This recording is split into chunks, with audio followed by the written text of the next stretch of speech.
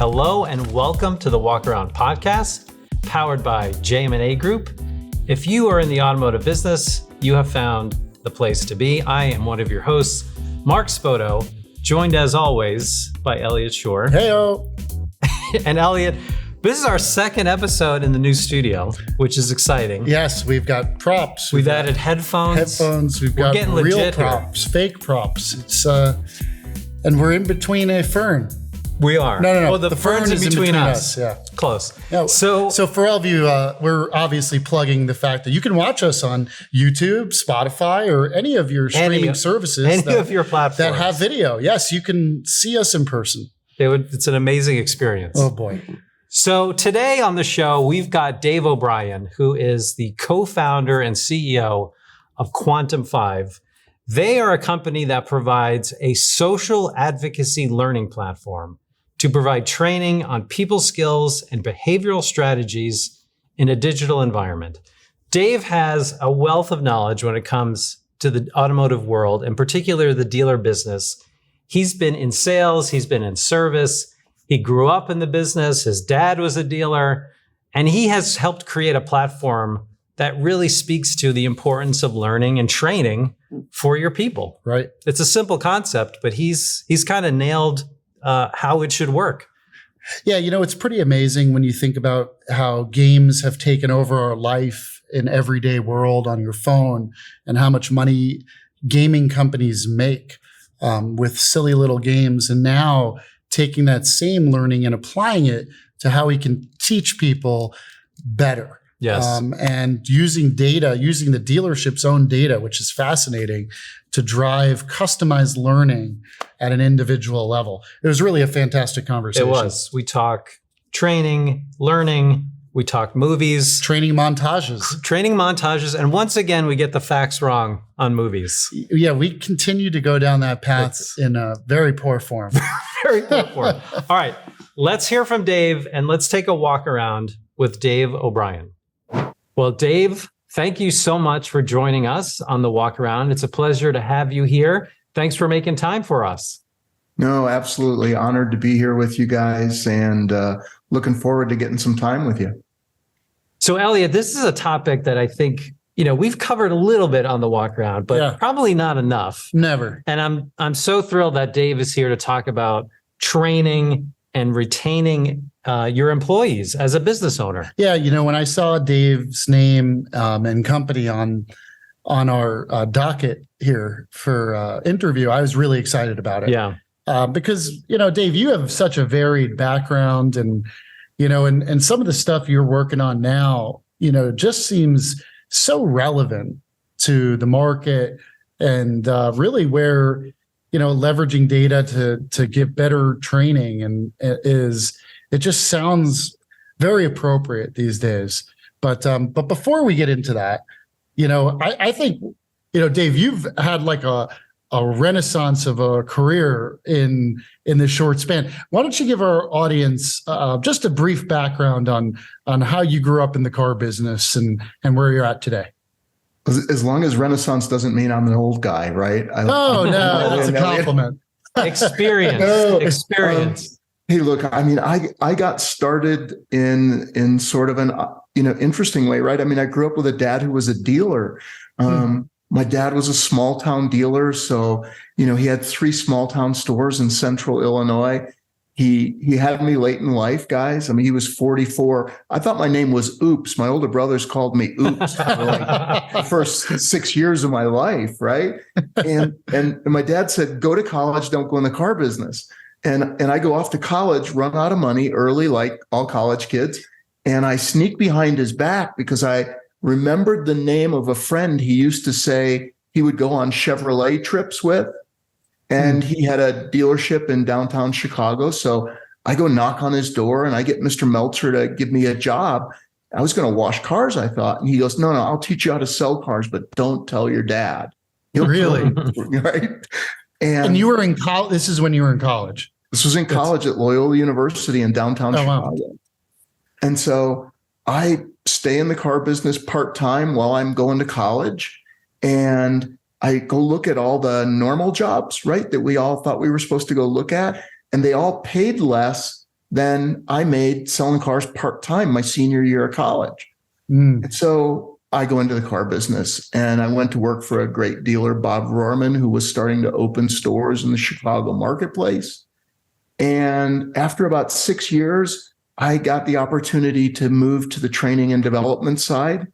And that company, I got really lucky, got bought by a large company who you and they have been the kings of F&I all through the 80s and 90s. And it was the old Pat Ryan and Associates, and which became Resource. Right. So I'm curious, when did your dad find out you were selling cars? Yeah. What was his reaction when you graduated and you went right into the car dealer? Junior year, he drove to the dorm, and he was waiting for me to get there, and I didn't know it. And he saw me getting out of a demo.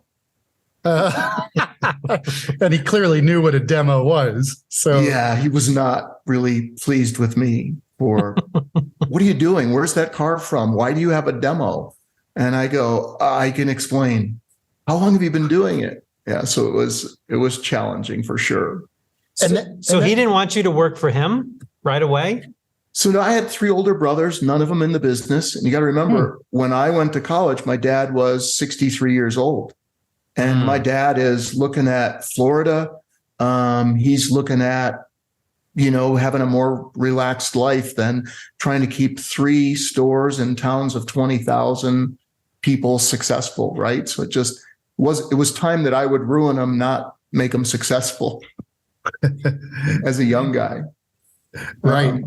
But I fell in love with the idea that I could be in the business, but be on the helping side of the business, right? So I found the best of both worlds. And I'm always curious, what did you actually study in college? Oh, don't laugh, right? So I got an economics degree because it was the easiest business degree to get. And I got a minor in Irish history because one of my professors taught me as a bartender. I was a bartender underage. And he said, so David, why aren't you taking Irish history classes? And I said, I don't know. He says, well, serve me a Guinness that I don't think I'll be paying for anymore. And then we'll talk about getting you signed up for classes, because we go to Ireland every semester if you get a minor or a major in Irish history. And I went, go to Ireland? And it's part of my college credits? Okay, wow. I'm in, right? So, wow. Well, we are learning all sorts of things. I'm sure that degree has come back to help you in some way. The Irish history. The Irish history degree, yes. The Irish history degree became a passion. I still read Irish history novels regularly. My wife and I are going to Ireland this summer for 2 weeks for our 35th wedding anniversary. So yeah, it's still a joy. We could have used that maybe for the Schor Thing. We still may. We still may. You may think of something on the fly. All right, while he thinks of something on the fly, Dave, let's go into, your passion and what kept you in the training world, because your career, you were in every area of the dealership, right? From sales to service, you were exposed to all of it. So what kept you at training, and why do you think that's so important for a dealer's success? I think what really captured my heart was it was a place where I could do 2 things I was passionate about. One, I wanted to help a dealer make more money and have a more effective business. And number 2, I wanted to see that success impacted the life of somebody in the dealership. So it provided me energy to watch a salesperson or a manager's career get better and make more money. And it provided me energy to have a dealer go, all right, you're making a difference. Keep it up. Keep doing it. So when you look at the training industry, and, we were looking at, the fact that, it's kind of interesting. I think we were reading in our research that you started Quantum in September of 2020. Is that correct? Yes. I owned another training company at that time, and we were concentrated on phone skills and phone technology in dealerships. And so I was listening to the calls that salespeople and service advisors were getting. And what occurred to me is that all of our typical, here's the 10 steps to a sale, here's how we sell cars, here's how we service them, was getting shuffled, right? Digital retailing was emerging as, okay, I really should get more involved. Dealers were super flexible with how they were selling and servicing. And what happened was I had the idea that said, if we would work on skills and we would help people get more skilled, instead of trying to get them to memorize steps and scripts, which, by the way, I was part of the problem for a lot of years, right? Because I was one of the people that brought steps and scripts to people. Yeah. And I said, if we make a shift, they will be more successful. And we got a pilot dealership because they believed like I believed. And we were able to create results. And it just emerged that the time was right to provide training that was less event-based and more continuum-based. Interesting. And maybe elaborate for us the difference between event-based and continuum-based, and how you define it and why that makes a difference.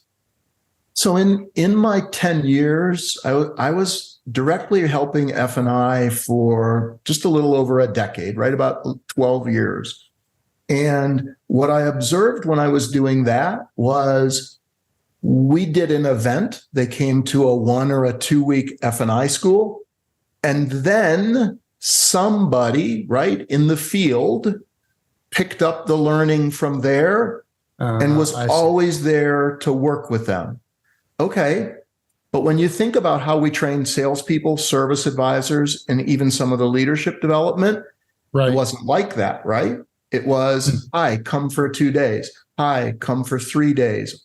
And then go back to the dealership and we're going to believe that you're going to remember everything we did and it'll be okay. And so I worked hard over the years to try and find a way to replicate that. In our phone skills business, we had virtual coaches, right? So we were doing an event and then virtual coaches were helping. And really Quantum was just the next evolution of how can we provide a learner in a dealership a continuum? Because I don't know about you guys, but I don't find managers in dealerships to be lazy. They're just incredibly busy. Yes. And I wanted to find new and more effective ways to support that 27-year-old who's making a career change, wants to be great at selling cars and create good life for him, maybe a girlfriend, maybe a baby, right? I wanted to help them. And I think it took more than an event. That's a great description. And I don't think I've ever heard that in terms of thinking about leaders in dealerships as, and relating the fact that how hardworking they are. Mm-hmm. And I think you're spot on. I mean, I think people that work in retail, automotive I don't know of an industry that really works harder. 6 days a week, 12 hours a day is sort of the norm of that industry, of that part of the business. And it is an immense burden on the people. But you're right. The focus on training can appear as it's a lazy aspect of the business. The reality is it's just prioritizing in real time when you have a customer sitting in front of you. How do you coach your team when you're asked to produce on a pay plan and you have your customers sitting right in front of you wanting something, right? And so what you're saying is this continuous learning, this always on, if you will, platform, if I could take a liberty and call it that, it enables everyone to learn on their time when it's convenient. Is that one of the benefits? Yes. Now take exactly where you left off and add, and what if that platform could be fed data from the CRM, the DMS? What if it knew that you were a service advisor, you had written 100 ROs in the last 6 days, the 70 of the multi-point inspection reports said customers needed new tires? And what if you'd only sold 2 sets of tires? So now what if the platform knew that, and what we were getting you to help your skills was content that said, hey, do you know what you'd do in a situation where a customer said, well, I'll just go to Discount Tire if I need tires? What if we knew how to help you get better at what you needed, and the learning was also personalized? What if it was fun? What if all of that was built in a way that was play, and you could play the game of getting better at your job? Wow. So Dave, how do you see, that playing out in the way people learn? Have you traditionally, you mentioned sitting in a classroom, absorbing information and then hoping for the best. Right. The event-based, continuous-based. So in this platform, the way you've, evolved the way training is delivered, how do you see that being received from individuals? Do you see that the information being retained higher? Do you see better performance? What's the result of that difference? So what we did is we didn't eliminate an event. We didn't say, oh, no humans here, just go to a technology and it'll be okay. We believe kind of like you guys do, right? Which is there's real power in human to human connection to get a skill process started. What we did is employ technology as part of the continuum to keep them learning. And what we found is that people really embraced it. People found it fun. We promised them privacy. We said, hey, we're not going to tell your boss how many minutes, every single test score and achievement level and award, right? We're going to make this about you. We kept humans called community managers on the back end. So Elliot could take a picture of an email from a customer and say, I'm sending this over because this person's making me crazy. I could use some help on what should I say to this person? And there would be a familiar person on the other end called your community manager who said, Elliot, I got you. So it looks like you have a customer that's really like this. Try this idea. Have you thought about sending them something like this or this? So what we did is blend it. And let me go back to your detail of your question, which was results, right? And so I had a couple of hallmarks. I said, we have to be able to track data. So we start every client with baseline data. We want to know stuff about the team. And every single month we sit down for an ROI conversation. Wow. Because if I'm not moving numbers, I should get fired. I've lived with dealers long enough to know that's their expectation and they deserve it. So we concentrate constantly on what are we going to work on? What do it has to improve? And I'm happy to tell you. So, a public dealer group that's our client, right? We've tracked now for 19 straight months. And we've seen consistent improvement in their service team and effective labor rate improvements, combined with total service growth, combined with CSI per store, right? We have sales departments that have seen consistent 14-month improvements, not big spikes, right? Nice J curves of consistency, because people are always in our tech and our community playing to get better. So we watch phone appointment rates, we watch show up rates, we watch email connection rates. We take DMS data and CRM data that the dealer feeds us. We throw it into a data lake and we continue to calibrate, personalizing. How do I make Dave better at his work? No, so I guess when I think about that, which it sounds amazing. Who wouldn't want to leverage all the data they have? They're all their own data to help their team be better, and have right? in an personal engaging coach, way, essentially. But I guess what I think about is, how has this how do you find it resonates with, different generations, right? I think, meaning I could buy into the gamers loving this, right? Mm-hmm. I could buy into that.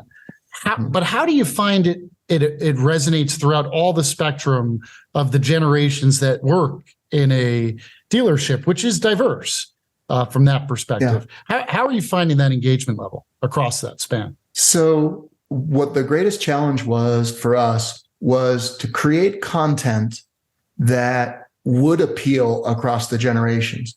For example, we produce a quantity of animated content.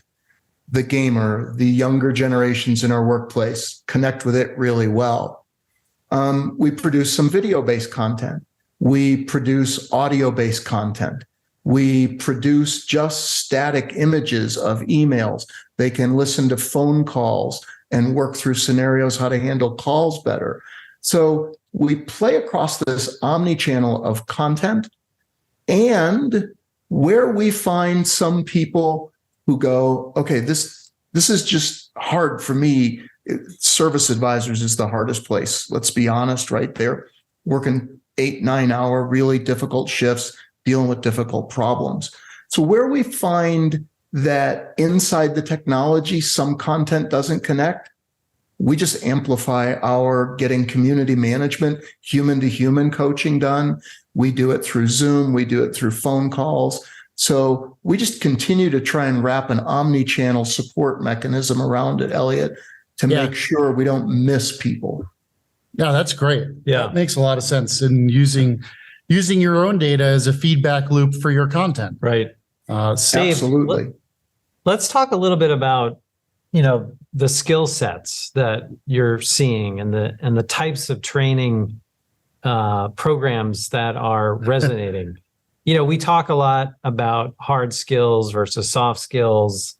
You kind of have to have a balance of both, especially in the dealer world. Yep. Where do you see that kind of evolving? Do you see a greater emphasis being placed on, things like emotional intelligence, especially kind of for those aspiring leaders? For sure. I mean, look, we're very fortunate at JM&A that our company invests in us as leaders, and and a lot of what we're getting invested in, or where we're investing, is in softer skills, emotional intelligence, empathy, we were prepping, and is that translating over to the dealership world too, or is it still all about the steps to the sale and learning how to appraise a vehicle and do a proper service write-up? I want to tell you, I still think there's greater adoption and openness. I always tell our team that we have to be patient because we're still 3 years ahead of greater and greater acceptance of it. I think what dealers are realizing is that the sales team and the advisor team and even the leaders are being really clear about the difficulty in a more virtual environment. How do I build trust? Right. How do I build credibility? And how do I win the wallet and mind share of my customer without doing some of those things? Based on what you said, you guys will kind of chuckle at this story, right? So I was actually in a Toyota store in South Florida during our early pilot stage. And one of the things we talk about is we're going to help your salespeople become incredible advocates to help customers complete the journey they want to complete to buy a vehicle. And really great general sales manager, good friend, pulled me aside and he goes, "Hey, Dave, man, you've been out of the showroom too long. You can't use that word advocate. See, we use it kind of like a cuss word. If they're being an advocate for the customer, it's not good. So you need to take that out of your training, take it out of your marketing." And I kind of smiled at him and I said, it may take me a while, but I'm not taking it out because we have to not be afraid that our customers will have such a positive experience. We teach them about how to work with different personality styles, right? We teach them that if they can adapt in a telephone, email, text environment to different personality styles, they will create that relationship. Talk about soft skill words, right? Sure. We're not talking about just go out and do rapport and questions. Let's build a relationship where I'm the advocate that's going to help you complete your journey. Yeah. And so far, well adopted. That's great. That is great. Are you seeing more and more dealers become aware of the importance of this stuff? Because I think you could say, in the past, dealers would look at training as maybe the first thing they could cut or cut back on, right? Or, usually save. It was looked at as a luxury. A luxury. Mhm. Yeah. We don't have time necessarily for all that. Is that mindset shifting, do you think? Or do we still have work to do in showing how important this is? I think we have work to do. I think voices like yours have been really helpful because you guys bring a loud ability to speak through the megaphone. But when you guys talk about what we're all going through with people shortages and talent shortages, and how we have to have a different mindset about, look, we had a population problem that's not going to get fixed easy. It was birth rates. Now it's death rates and retirement rates. And therefore, replacing people the way we shouldn't have done but could do in the past is not one of a dealer's options today. Today, we're 25 million people short jobs to open positions in America. So, Dave, would you say that a dealer should look at their employee satisfaction and their turnover just as important as they do things like CSI or traditional metrics? Like, talk to us about the correlation between the employee satisfaction and the customer's satisfaction. So there's a company that we acquired last year called ESI Trends, now called ESIQ. And because of the data, they do the NADA workforce study every year. We did about 125,000 employee net promoter score surveys in dealerships last year. ESI, sorry to interrupt, but it is amazing when you do an ESI study at a dealership and show it to the dealer. And I've had the luxury of experiencing that. I've never seen more. It's very interesting to see how they react, because it's either way, it's very emotional. One way or another, it's either this is not real or, oh my gosh, I cannot believe this. But yeah, sorry to interrupt, but yeah, go ahead. No, you're exactly right. And that emotional thing, Elliot, is why you often see dealers not really want to go down the path, because they feel there could be frustration waiting. But back to it, when you look at the data proves a couple of things, right? Number one, there's a direct correlation between employee retention. Please remember the number 36 months. There's a direct correlation of getting employees past the 36-month retention period and customer satisfaction and customer retention percentages. There's also a direct relationship between gross profit per employee in the dealership and retention levels getting past the 3-year point. So to your question, I encourage dealers, you should have a card in your pocket that says, here's everybody that's been here more than 24 months but hasn't made it to 36. And I need to find them every time I'm out in the dealership. And I need to go hug them. I need to say they're important. I need to listen to them, because when I start to get past the 36-month point, gross profit per employee goes up. My customers know that we don't have new people practicing on them, and they stay longer. Wow. Is that the magic of the 36 months? Yes, that's the number. Wow. Very interesting. Yeah. So Dave, what are some things that you would suggest, in addition to hugging them on the showroom floor or wherever they may be, what are some things that you could suggest that dealers can do, if they're not doing much right now in terms of focusing on their employee satisfaction? What are some things you suggest that they look at right away? So when you take the last 2 years of data, we have about 200,000 net promoter score results. In that, one of the questions we ask is, are you thinking about looking for a new job? If you said yes, please tell us the reasons why you're thinking about leaving your dealership. When you take all of that data and you go, what are the top 5 reasons that they say they're thinking about leaving? there's the secret decoder about what dealers should be thinking about. Number one, communication. Well, general managers and dealers say all the time, look, I walk around, I say hello to everybody. I talk to people and I go, yeah, the generation's changed. There's this thing called Teams. There's this thing called Slack. There's other ways they want communication, and they want it to be transparent. They want to know stuff, and it's going to make you weird out a little, but you're going to have to think about communication different. Number two, they say career path. Nobody talks to me about where my future's going. They just want me to stay in this job, be quiet, and do it. And they're looking for, what happens to me in automotive? How do I progress? What does it look like? Are there rewards? Is there something better than just today this? Number three, they're looking for what dealers, I always call it touching the third rail, which is dangerous, right?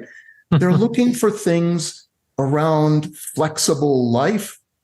Hey, look, we have to find ways in automotive to allow people some flexibility that technology can provide for their schedule. We have to find some ways to compensate different, and they're more upfront about give me flexibility than just give me time off. So those are always in the top three. Number four is always in top five. My leader is not a great leader. Yeah. I'm not seeing from them the things that make me want to go, I'm staying here forever. Right. So if dealers think about leadership, flexibility, if they think about career planning and explanations of the future in the business, and they think about, okay, what does it look like for me to communicate differently? They can make progress on retention. I noticed you didn't say pay plans. Yeah. In those top five. Suspiciously omitted from the top there. They included in flexibility. They would trade money if you would let them have different schedules. Right. Automotive and any sales organization is always going to need incentive-based compensation, perform for results, right? But what you see now is there are dealer groups that are making really good efforts at experimenting with, if you sell X number a month, or if you average this for 90 days running, here's what your schedule looks like. We can use the CRM from our phones now. We can make calls to customers from the CRM app on our phone. There's lots of ways that if I sell 20 cars a month, why can't I go to the gym in the morning and not come in till 10? Right. Right. So they think of comp as overall, give me flexibility in the way they approach things. Yeah, that's a great way to think about it too, because I mean, for all the, general managers, dealers out there that, are very bottom line focused, adding more money is not always what I'm hearing is, adding more money doesn't have to be the way to keep people and motivate them. There's a lot of other levers you can try to pull. Yeah. And, Yes.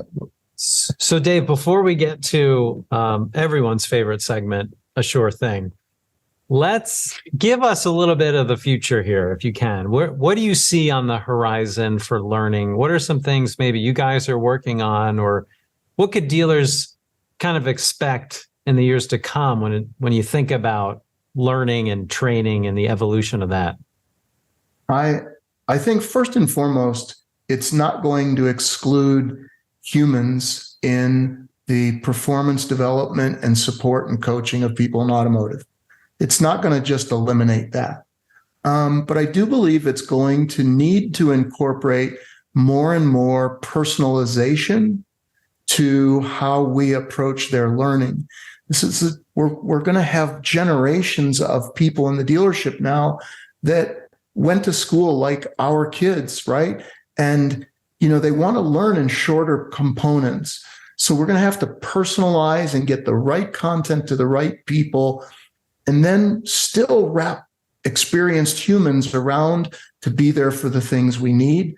We just started with our first OEM relationship where the current LMS system will be completely displaced by April 1st of next year for our platform, because they get it that people in the dealership don't really like the way OEM learning is done.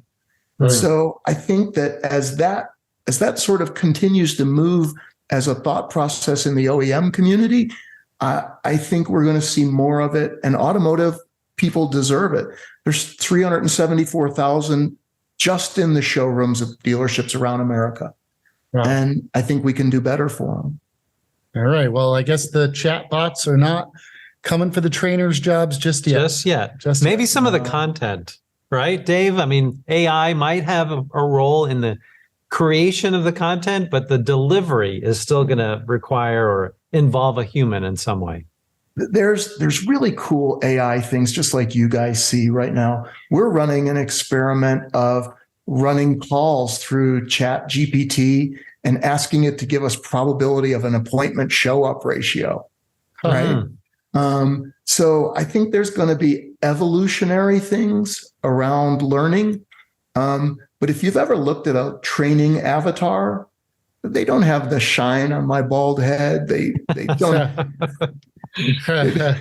right? They don't have all the things we have that human connection still looks for.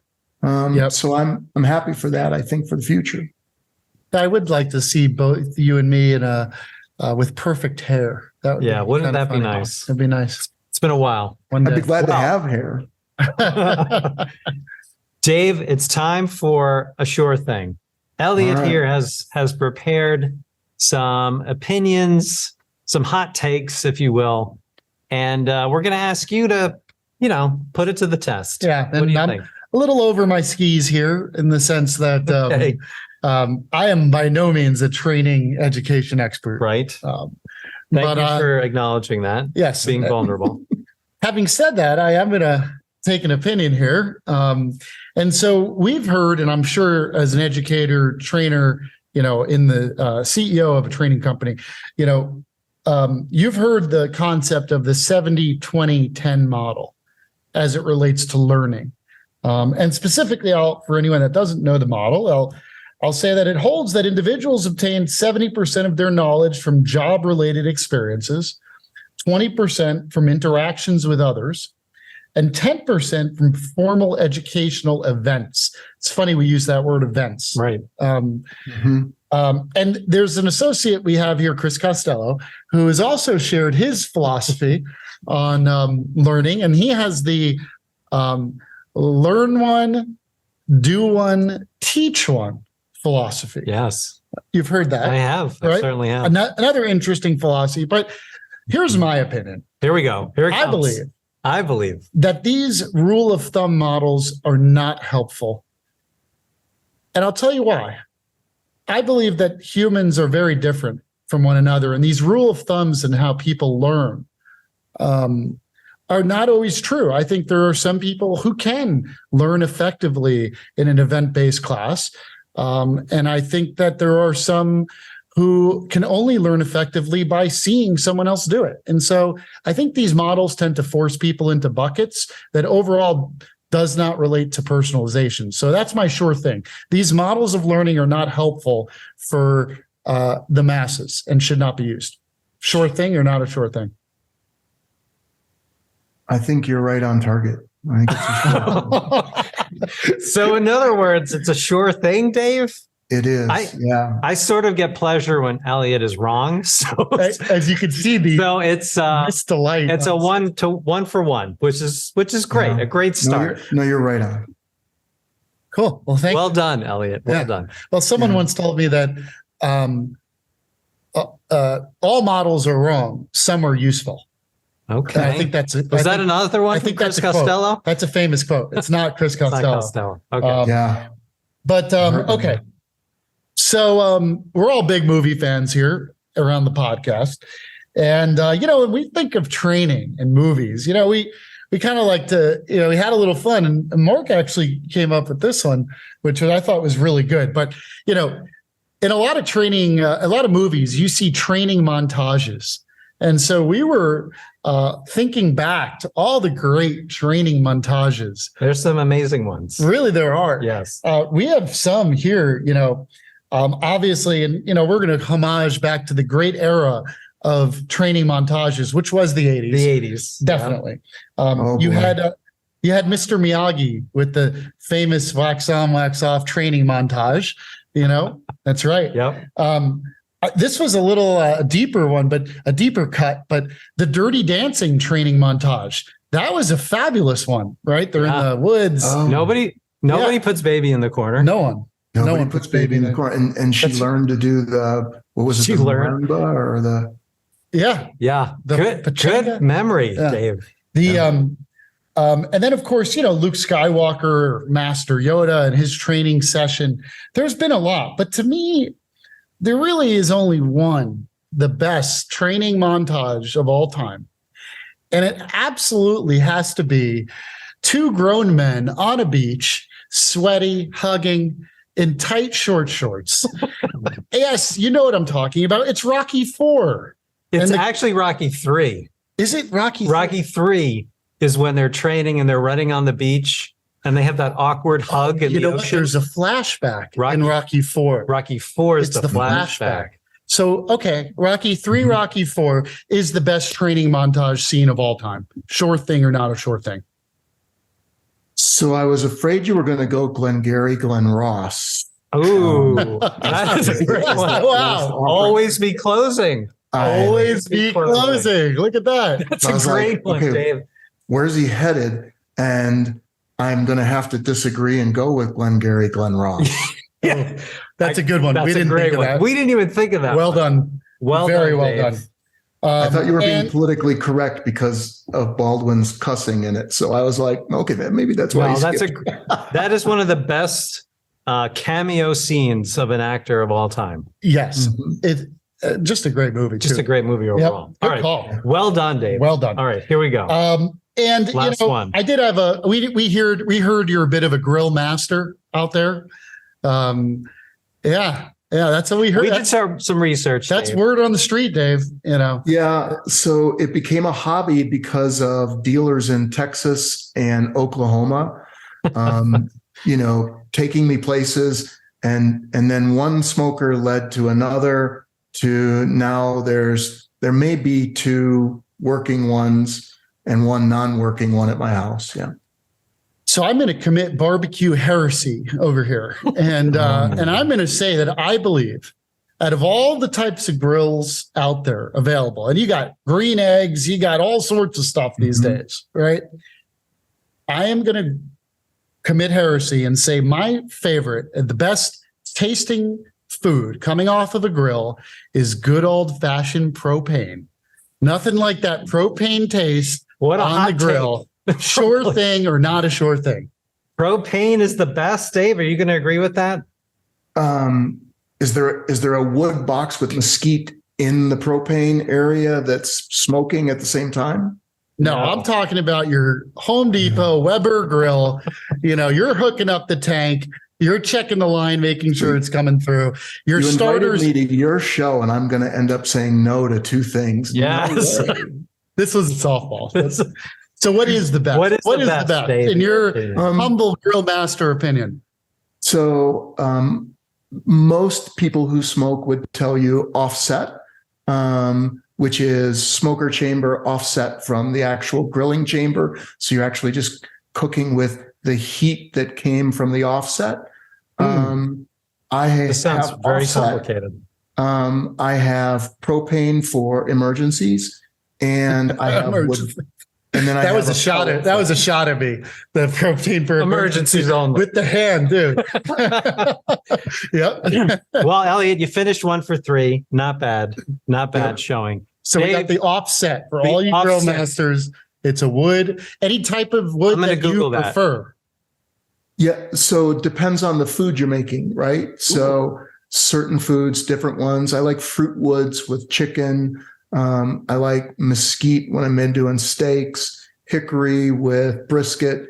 It just depends on the flavor of your palate and what you really like. But I keep about 8 different woods here at the house, not knowing Mrs. O'Brien's kind of in charge of the flavor pool at times. So I'm always cautious about that. Good teamwork. Dave, I like I'm it. hoping you create a YouTube channel on all this grill talk because I have a lot to learn. And you have shown us a lot for dealers to learn about training and how they can continue to keep their teams engaged, which will, of course, translate to success with customers. Yeah, a lot of great practical advice. By all means, please check out Dave's company. Doing great things. We know they're up to great stuff. Quantum5 is the company name. Thank you, Dave, for coming on the show. We really appreciate your time. Well, thank you guys, man. Have a great day. Enjoy the Florida sunshine. Starting to get pretty warm by you guys. We will. Thank you so much, Dave. All right. Take care. Thanks.